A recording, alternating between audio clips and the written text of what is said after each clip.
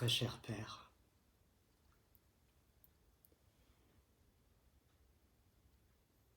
Tu m'as demandé l'autre jour pourquoi je dis que je te crains.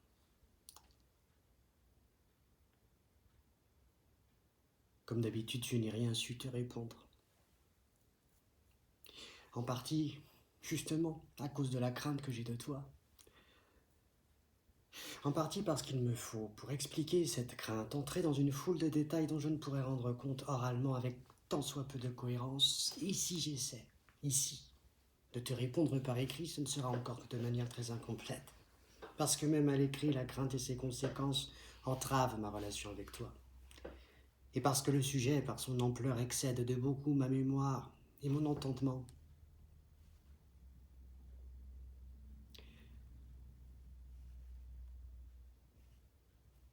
À tes yeux, la chose s'est toujours présentée très simplement, du moins pour ce que tu en dis chaque fois devant moi et devant beaucoup d'autres, sans distinction. Ton point de vue est en gros celui-ci. Toute ta vie, tu as travaillé dur. Tu as tout sacrifié pour tes enfants, pour moi surtout. J'ai mené en conséquence une vie de pacha. J'ai eu entière liberté d'apprendre ce que je voulais. J'ai été préservé de tout souci matériel, donc de toute espèce de souci. Tu n'as jamais exigé en échange aucune ingratitude.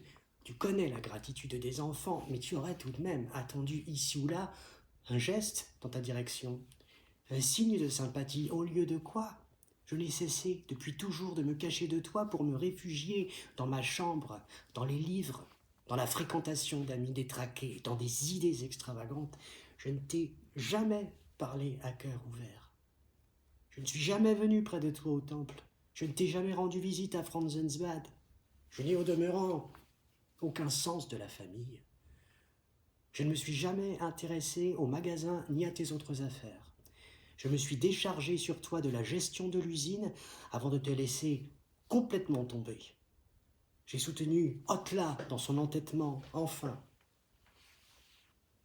Alors que je ne bouge pas le petit doigt pour toi, je ne t'apporte même pas un billet de théâtre. Je fais tout pour mes amis. Si tu résumes ton jugement sur moi, il apparaît que tu ne me reproches rien en vérité de proprement inconvenant ou méchant, à l'exception peut-être de mon dernier projet de mariage. Mais une attitude étrangère, de la froideur, de l'ingratitude. Et cela, tu me le reproches comme si j'en étais coupable. Comme si j'avais pu, disons en redressant la barre, donner un autre cours aux choses, alors qu'il n'y a pas de ton côté la moindre culpabilité, à moins que ce ne soit dans la trop grande bonté dont tu as fait preuve envers moi. Cette façon que tu as de présenter les choses, je n'y souscris que dans la mesure où moi non plus, je ne te crois absolument pas coupable du fait que nous sommes devenus étrangers l'un à l'autre. Mais cette non-culpabilité est aussi la mienne, et tout aussi absolument.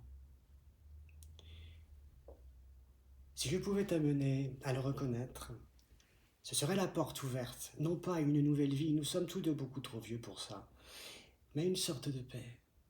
Sinon à la cessation, du moins à un relâchement de tes incessants reproches. Tu as curieusement une certaine intuition de ce que je veux dire. Ainsi, par exemple, tu m'as dit, il y a quelque temps, je t'ai toujours bien aimé.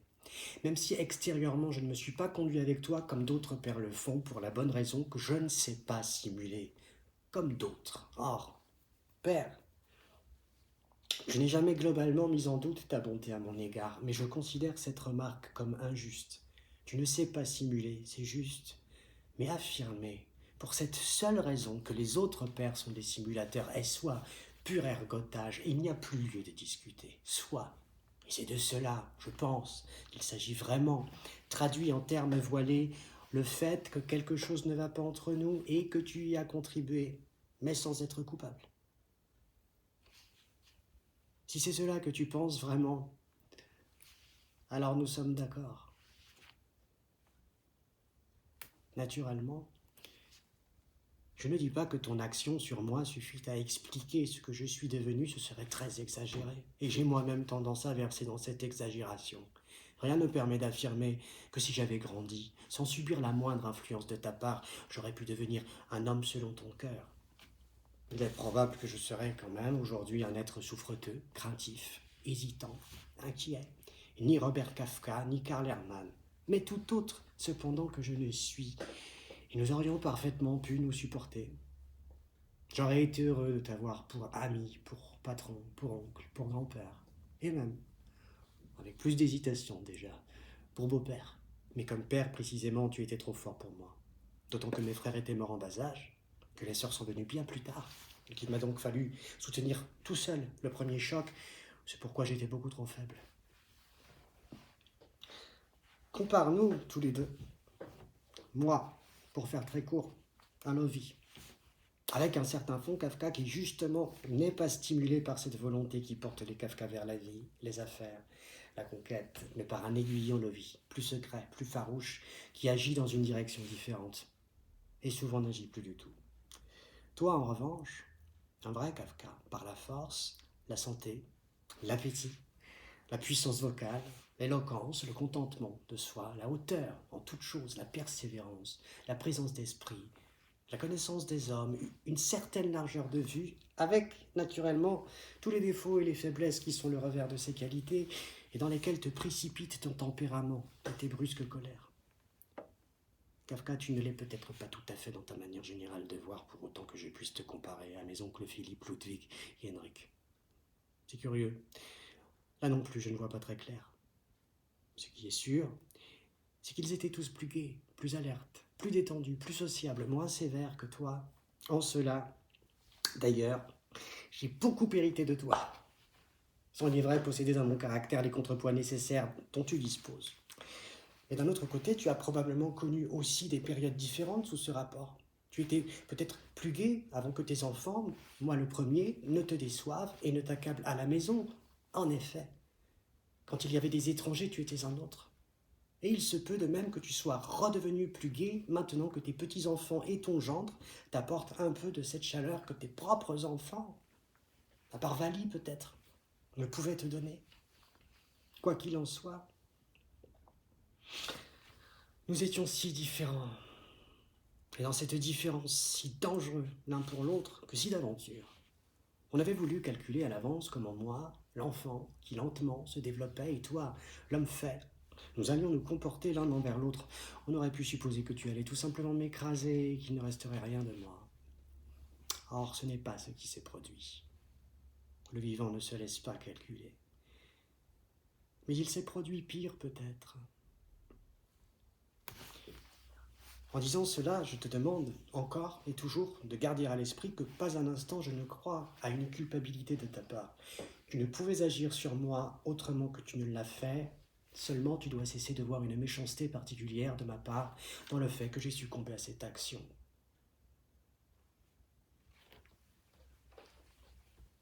J'étais un enfant craintif. Je ne m'étais pas moins têtu, comme le sont les enfants. Il est certain aussi que mère me gâtait. Mais je ne peux pas croire que j'ai été particulièrement difficile à mener. Je ne peux pas croire qu'avec un mot gentil, un bon regard, en me prenant simplement par la main, on eût pu obtenir de moi tout ce qu'on voulait. Or, tu es bien, au fond, un être bon et tendre. Ce qui suit n'y contredira pas. Je ne parle ici que de l'apparence sous laquelle tu exerçais ton action sur moi, mais tous les enfants n'ont pas la persévérance et l'intrépidité de chercher aussi longtemps qu'il faut pour trouver la bonté. Tu ne sais t'y prendre avec un enfant qu'en restant l'homme que tu es, donc en recourant à la force, au bruit et à la colère. Ce qui dans mon cas te semblait d'autant plus approprié que tu voulais faire de moi un garçon fort et courageux. Je ne peux évidemment pas décrire aujourd'hui tes méthodes d'éducation au cours de mes toutes premières années, mais je peux assez bien me les représenter, en les déduisant de ce que j'ai connu plus tard et de la manière dont tu traites Félix. À quoi s'ajoute cette circonstance aggravante que tu étais plus jeune à l'époque, donc plus vif, plus emporté, plus spontané, encore moins soucieux des autres qu'aujourd'hui, totalement pris en outre par le magasin. C'est à peine si tu pouvais te montrer à moi une fois par jour, et tu me faisais alors une impression d'autant plus profonde qu'il ne risquait guère de se muer en une plate habitude. De mes premières années, je n'ai le souvenir direct que d'un incident. Tu t'en souviens peut-être aussi. C'était une nuit. Je n'arrêtais pas de geindre pour avoir de l'eau, non pas à coup sûr parce que j'avais soif, mais à la fois pour embêter le monde et pour me distraire. Comme les menaces, pourtant sévères et répétées, n'y faisaient rien, tu finis par me sortir du lit et tu me portas sur la véranda où tu me laissas seul un moment debout en chemise devant la porte fermée. Je ne veux pas dire que ce fut une erreur. Peut-être n'y avait-il vraiment pas d'autre moyen à l'époque de dormir en paix. Je veux simplement, en évoquant ce fait, caractériser tes méthodes d'éducation et l'action qu'elles ont exercée sur moi. La leçon sans doute me rendit plus docile, mais intérieurement elle me porta préjudice. Telle est ma nature que je n'ai jamais pu établir le lien exact entre le fait, pour moi absolument normal, de demander de l'eau sans avoir soif, et celui particulièrement horrible d'être porté dehors. Des années après, j'étais encore torturé, à la pensée que ce géant, mon père, la dernière instance, était capable, presque sans raison, de venir la nuit me sortir du lit pour me porter sur la véranda et que j'étais donc un tel rien pour lui. Ce n'était alors qu'un petit début, mais ce sentiment de nullité qui si souvent me domine et qui peut être aussi à certains égards un sentiment noble et fécond, tient pour beaucoup à ton influence. J'aurais eu besoin qu'on m'encourage un peu, qu'on me témoigne un peu de gentillesse, qu'on dégage un peu le chemin devant moi, au lieu de quoi tu me le barrais, dans l'intention, certes, louable, de m'en faire prendre un autre, mais pour lequel je n'étais pas fait. Tu me félicitais, par exemple, quand je marchais au pas et saluais comme il faut, mais je n'étais pas un futur soldat. Tu me félicitais de même quand je me forçais à manger beaucoup, qui plus est en buvant de la bière, ou bien quand j'étais capable de reprendre des chansons que je ne comprenais pas, ou de répéter comme un perroquet des expressions favorites. Mais rien de tout cela n'appartenait à mon avenir. Et il est significatif qu'aujourd'hui encore, tu ne m'encourages vraiment que lorsque tu es toi-même mis en cause.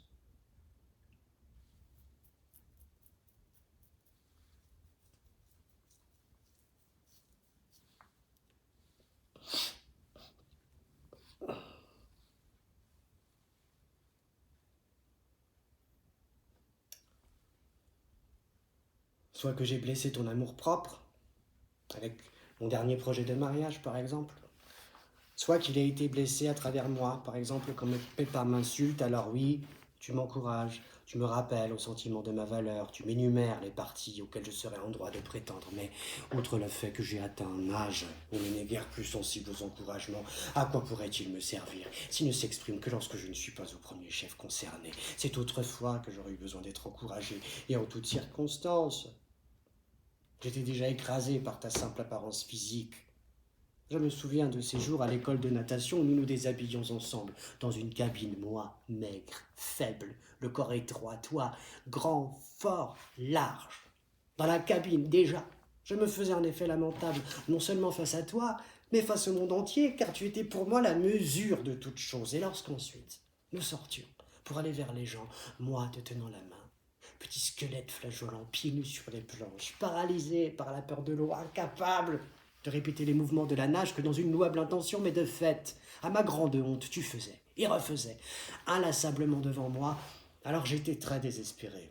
Et à de tels moments, tous les déboires que j'essuyais dans tous les domaines se répondaient en moi dans une harmonie grandiose. Là où je me sentais encore le mieux, c'est quand parfois tu te déshabillais le premier et que je pouvais rester seul dans la cabine, repoussant la honte de mon apparition publique jusqu'au moment où tu venais voir ce que je faisais et où tu me poussais dehors. Je t'étais reconnaissant de ne pas sembler remarquer ma détresse. Aussi bien étais-je fier du corps de mon père.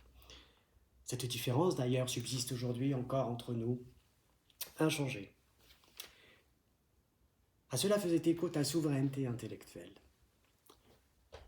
Tu t'étais élevé seul à la force du poignet, d'où cette confiance illimitée que tu affichais dans ta propre opinion.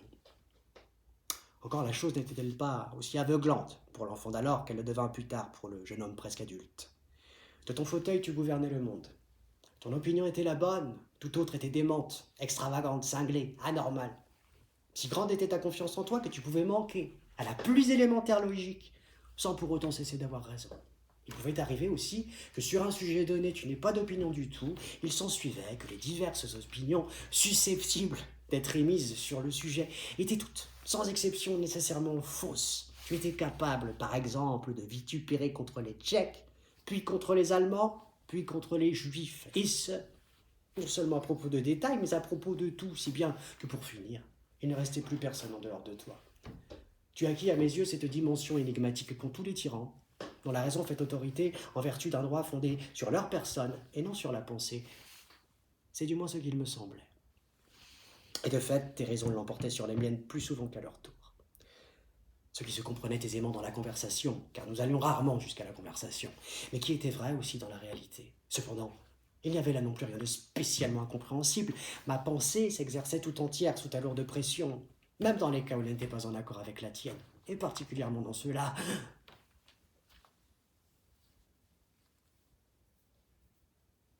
Toutes ces idées, en apparence indépendantes de toi, étaient d'emblée grevées par ton jugement négatif. Supporter un tel poids sans renoncer à développer puis à défendre son idée jusqu'au bout était presque impossible. Et je ne parle pas ici de je ne sais quelle haute pensée, mais de n'importe quelle petite affaire d'enfant. Il suffisait d'être heureux à propos d'une chose quelconque, d'en être empli, d'en parler une fois rentré à la maison. La réponse était un soupir d'ironie, un hochement de tête, un tapotement de doigts sur la table. J'ai déjà vu beaucoup mieux. Ou bien c'est à moi que tu viens dire ça. Ou bien si tu crois que j'ai la tête à ça. Ou bien ça te fait une belle jambe. Ou bien en voilà un événement.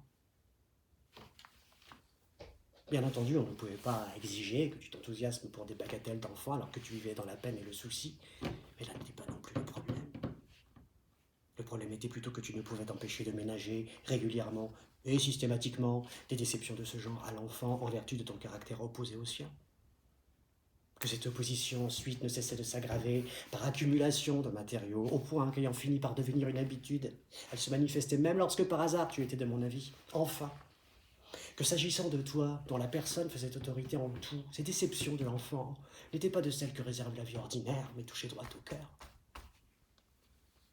Le courage, la détermination, l'assurance, la simple joie, rien ne pouvait tenir jusqu'au bout dès lors que tu étais contre. Dès l'instant seulement où l'on pouvait te supposer hostile, et on le pouvait assurément à propos de tout ce que je faisais, ou presque.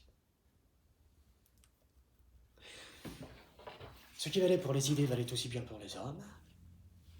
À peine avais-je montré un peu d'intérêt pour quelqu'un, ce qui n'arrivait pas très souvent étant donné mon caractère, que sans le moindre égard pour mon sentiment, sans même considérer mon jugement, tu te répandais en injures, en calomnie, en propos avilissants, des êtres innocents, enfantins, comme l'acteur Yiddish Lovi, par exemple, eurent à en pâtir. Sans le connaître, tu fis un jour à son sujet une sortie épouvantable, que j'ai déjà oubliée, mais dans laquelle tu le comparais à de la vermine, recourant automatiquement, comme tu le faisais si souvent à propos des gens que j'aimais, au proverbe du chien et des puces. Je me souviens ici en particulier de l'acteur, parce qu'à l'époque, j'ai noté tes propos avec ce commentaire. Mon père parle ainsi de mon ami qui ne me connaît même pas, uniquement parce qu'il est mon ami. C'est une chose que je pourrai toujours lui opposer quand il me reprochera mon manque de gratitude et d'amour filial. Je n'ai jamais compris chez toi cette totale insensibilité à la peine et à la honte que tu pouvais m'infliger par tes paroles et tes jugements. À croire que je n'avais pas idée du pouvoir qui était le tien. Moi aussi, bien sûr, j'ai eu plus d'une fois des mots blessants pour toi, et chaque fois, je le savais. J'en souffrais, mais je ne pouvais pas me dominer, je ne pouvais pas retenir le mot. À peine l'avais-je prononcé que déjà je le regrettais, mais toi, tu assénais froidement tes mots, sans pitié pour personne, ni pendant, ni après. On était devant toi, absolument sans défense. Et ainsi en allait-il de toute ta pédagogie. Tu as, je crois, un talent d'éducateur. Ton éducation aurait certainement pu être utile à un être de ton espèce. Il aurait perçu, dans ce que tu disais, la part de bon sens. Il n'aurait pas cherché plus loin, il se serait tranquillement acquitté des choses, mais pour l'enfant que j'étais, chaque mot que tu me criais était ni plus ni moins qu'un commandement du ciel. Je ne l'oubliais jamais. Il restait le principal instrument dont je disposais pour juger le monde, et d'abord pour te juger toi-même, et là, ta faillite était complète.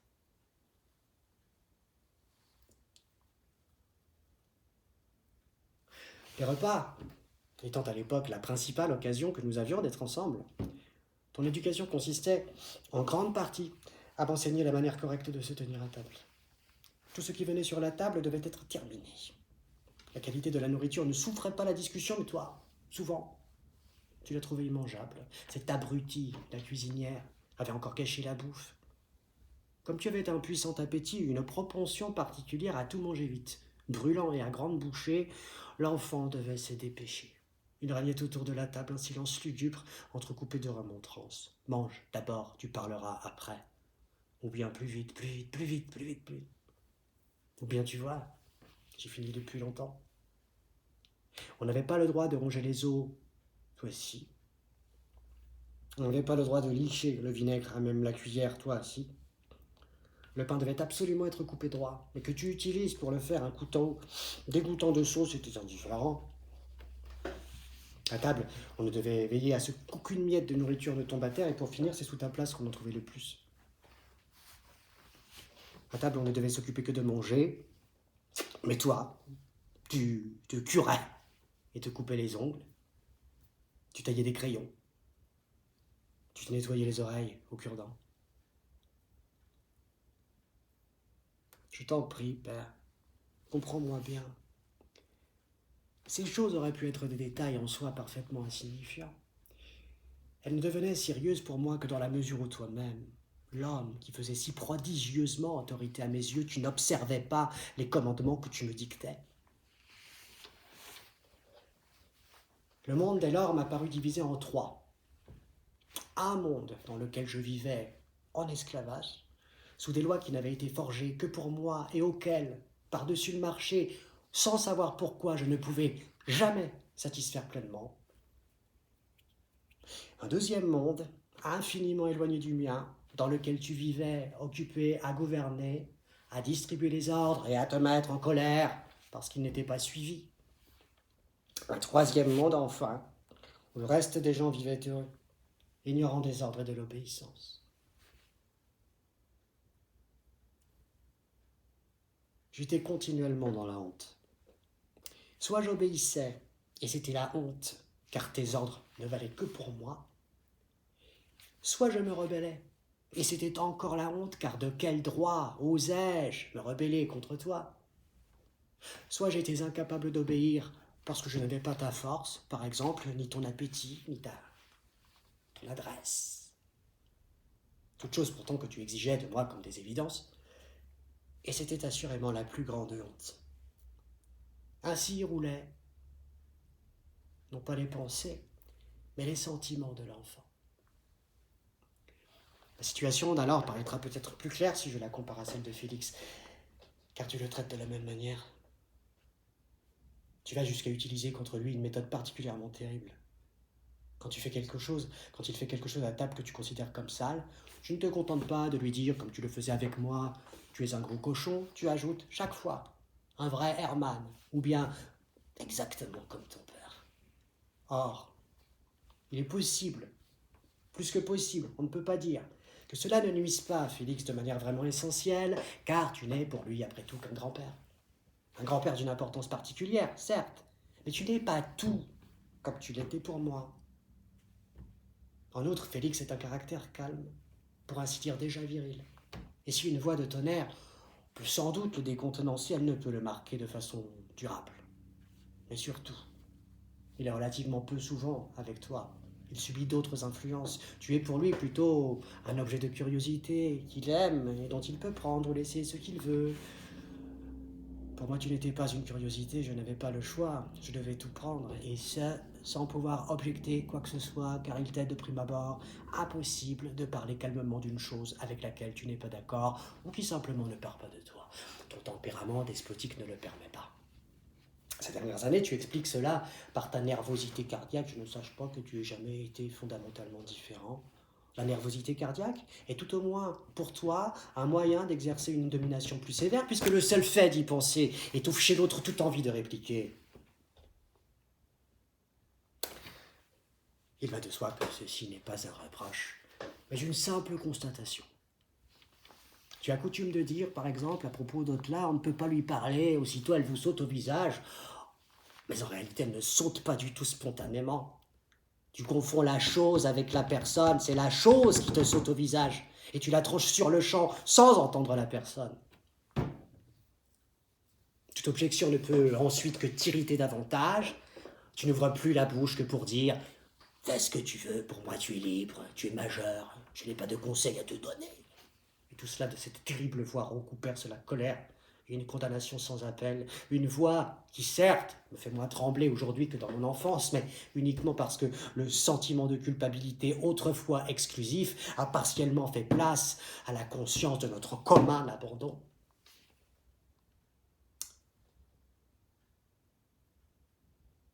L'impossibilité d'un rapport serein avec toi eut une autre conséquence, bien naturelle, en vérité.